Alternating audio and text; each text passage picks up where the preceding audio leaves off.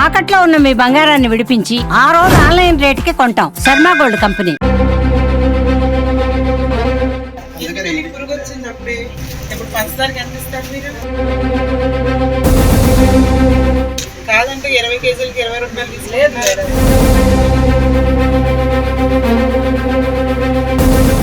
రాష్ట్ర ఆహార కమిషన్ సభ్యురాలిగా మరి ఈరోజు చిత్తూరు జిల్లాలో పర్యటనకి రావడం జరిగింది.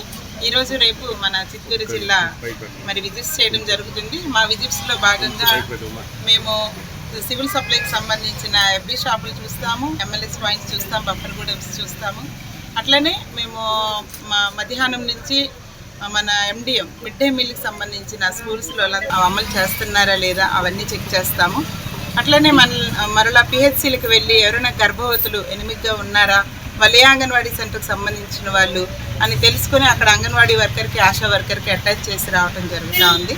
అట్లనే ఇంకా మేము ఐసిడిఎస్ కేంద్రాలు సందర్శిస్తాం. మాతో లీగల్ మెట్రాలజీ వాళ్ళు, అలాగే ఫుడ్ సేఫ్టీ వాళ్ళు ఉంటారు.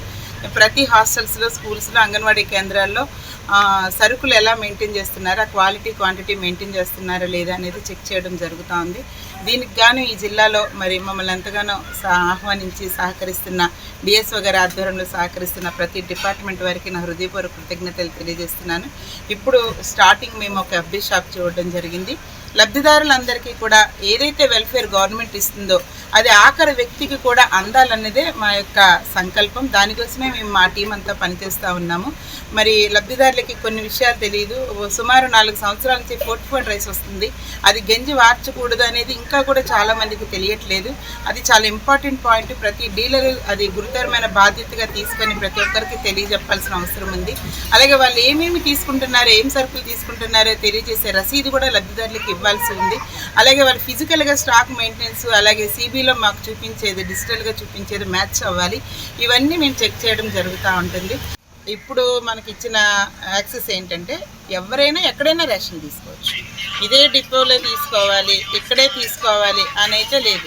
ఈరోజు రేపు ఈ చిత్తూరు జిల్లాలో పర్యటించడం మరి నేను చాలా అదృష్టంగా భావిస్తున్నాను.